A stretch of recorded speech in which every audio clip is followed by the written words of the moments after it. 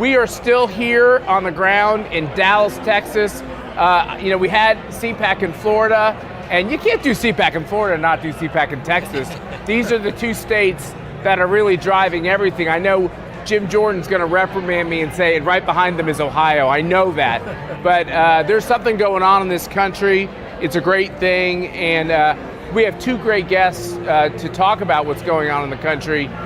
Congressman Jim Jordan, who I know we don't want to get cocky, but is going to be the next House Judiciary Chairman, and Dr. Ben Carson, former member of President Trump's cabinet as the Secretary of HUD. Thanks for being with us, guys. Pleasure. Good to be with you. Let me start with you, Dr. Carson. You always find a way to come to CPAC. What is the reason? Well, I think it's very important, particularly at this time in our history, that people understand what is logical and what pulls us together. Because one of the dangers right now with logical and conservative people is that we pull in our own directions. And if our person isn't the person who's up front, we just say, well, I'm going home. I'm taking my marbles and I'm going home. Well, right now in the election cycles, the next two election cycles that we're in, if you pull back and you don't vote for whoever has been chosen by the party, you're voting for socialism. And we're very close to that point. And when the socialists gain control, they are going to pack the court, they're going to do everything. It'll be over. People need to understand that.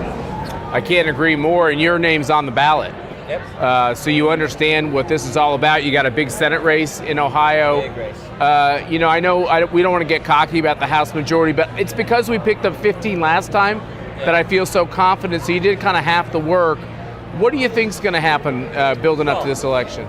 No, you're right. Don't never get complacent, never be overconfident, but always be confident. We should go out and campaign in a confident way.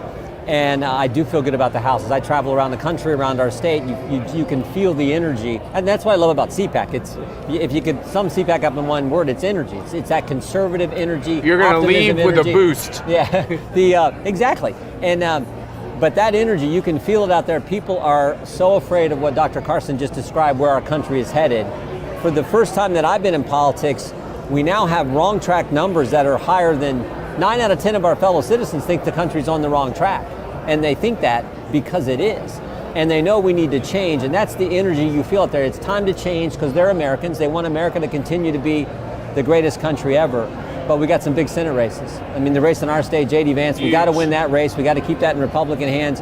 Senator Johnson, one of the best senators ever. Johnson. Super guy in Wisconsin, got a tough race. We all need to help Senator Johnson win that race. And then some other great races around the country that we need to win too.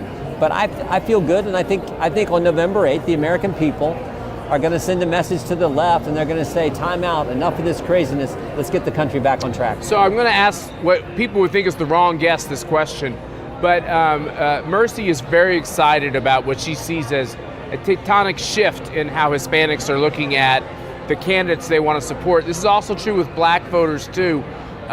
What are you seeing in Ohio? Are you seeing this Democratic coalition? It's this unholy coalition of lying to people, almost to keep them almost like in political servitude. Yeah. Are you seeing it break up and they're starting to say, wait a minute, these policies don't work? No, it's definitely changing. It's a realignment of the parties. We are now, because of President Trump, we are now a populist party rooted in conservative principle, which is where I think we always should have been. We're still the conservative party rooted in those fundamental constitutional principles, but we're populist now. And all you got to look is at Leslie Vega, who's running in Virginia, won her primary. I think she's going to be here. She is. Yeah. Myra Flores. She's going to be here. What happened in that district? I mean, when I was there when she was sworn in, she had her husband, who's a border agent, her uncles, her pastor. I think half the town that she's from came. I mean, they're all Hispanic too, and she's, of course, a first-generation Mexican American. Amazing story. So yeah, you are definitely seeing a shift because it's President Trump, America first, focus on the values that made our country special, and you can feel it building out there. So, Dr. Carson, did they have a lot to lose? Sure seems like people of color, immigrants, they had a lot to lose in the last 18 months. They lost a lot. They have lost a lot, and things were so much better under the previous administration. And the philosophy was that a rising tide lifts all boats. We weren't sort of specifically picking this group against this group, which seems to be what's going on nowadays. And what a difference it makes. Lowest unemployment in the Black and Hispanic communities, record lows for women, wages going up. But not only that, but you look at the fact that we were energy independent. We were a net exporter of oil. We could call our own shots. Look at the impact that has on the inflationary spiral that's going on, and a whole series of domino effects that have occurred. We turned the keys to energy over to Putin. Started a war, and you made him rich, started a war in Ukraine. That will have a domino effect on Taiwan, and who knows what else over the next couple of years. If you don't have strong leadership, think about before the United States became a big power. There were all these despotic leaders all over the world crushing anybody that they could. As our power grew, that subsided. As our power subsides, they will start popping up like whack-a-mole once again. So I'm here with two gentlemen who would probably make some pretty fantastic running mate, either one of them, with Donald Trump if he does decide to run. I guess we'll even see if he decides to make an announcement here. I hope he holds off, but you never know, right? So I'd like to ask you, he's gonna be, we pick up a couple seats, it's 4 to get the majority, right? He's gonna be House Judiciary Chairman. What's your advice to Jim Jordan after watching what the Democrats do to torture every person who supported Donald Trump? That's a lot of authority and power Jim Jordan's gonna have. Well, you know, the American people are very interested in representatives who represent their concerns. Now, that doesn't mean that we shouldn't look into some egregious things, but that shouldn't be our main focus. We have got to be the people who take care of the concerns of the constituency. That's the key. But let me ask you a follow-up on that. Whenever your last name is Trump or you're associated with Trump, this politicized DOJ, this trumped-up J6, they just go after you with hammer and tongs. We actually have real wrongdoing with the Clintons, the Clinton Foundation, Hunter Biden. Don't we, maybe you can respond to that a little bit, don't we owe it also to our constituents to ferret out the corruption?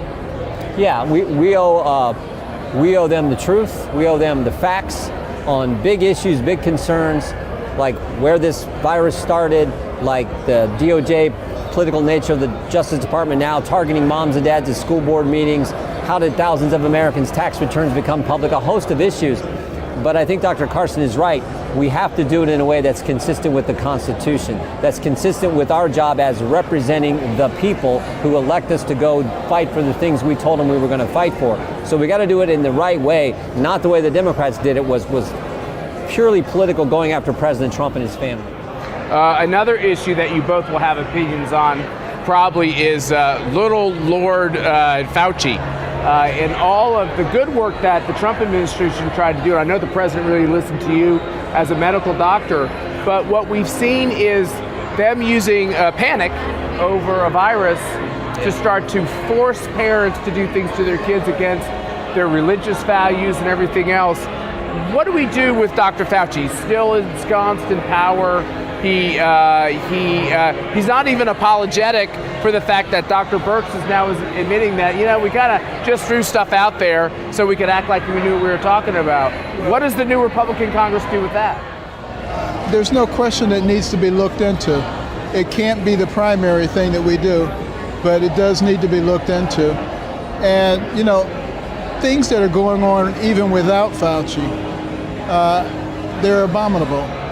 The fact that we won't acknowledge natural immunity, which is superior to any other kind of immunity, but they can't acknowledge it because if they do, then out the window goes, everybody must be vaccinated. Yeah. So they're doing things that fit their ideology and their agenda rather than the things that are consistent with good science.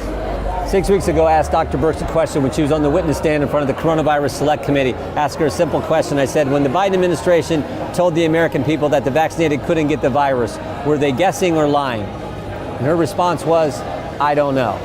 Now that's frightening. which means they weren't being square with we the people who pay their salary, particularly Dr. Fauci, who's been in his job for 40-some years with all his arrogance and all his power.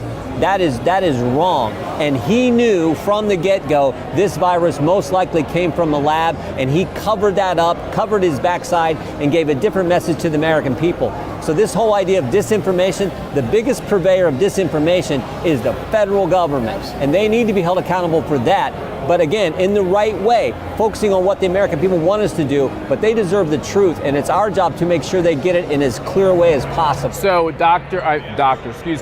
President Trump will be speaking Saturday to close this thing down. What do you want to hear from President Trump? He's always optimistic. He gave a great speech in Washington on policy a few days ago. Thought it was great. But the thing that President Trump does every time he talks, this is why the country loves him. He always lets the audience know he's fighting for them. He cares about them, and he cares about them because he cares about our country and what made our country special. Every time he talks, that comes through, and that's what we love about the guy. And then I always say, he did more what he said he would do as president than any president we've ever had, and he did it with everyone against him. Every Democrat, every bureaucrat, everyone in the mainstream press, and a bunch of Republicans. Remember this guy? This guy was great. The first one to stand up and say, hey, this guy's going to be the nominee and I'm going to stand with him. This is the guy that fought like a junkyard dog every time they tried to go after him. What do you want to hear from Donald Trump? Logic and common sense, which is something that we don't hear very much in our government. I hear it a lot out there in the little towns and hamlets, North Dakota, Alabama. I hear common sense. I don't hear a lot of it coming from our leadership, but he will give that. I've talked to him a couple of times in the last couple of weeks, and he's still talking common sense, and I like that. And I miss the straight talk. We need a lot of straight talk. Dr. Ben Carson, you honor us every time you come to CPAC. Thank you, sir, for being here. Congressman Jim Jordan, you and I are going to be on the stage in a matter of hours actually, I'm not going to tell Jim Jordan what I'm going to ask him about, because he's always the best when he's on his toes. Yeah, right. Now I'm nervous.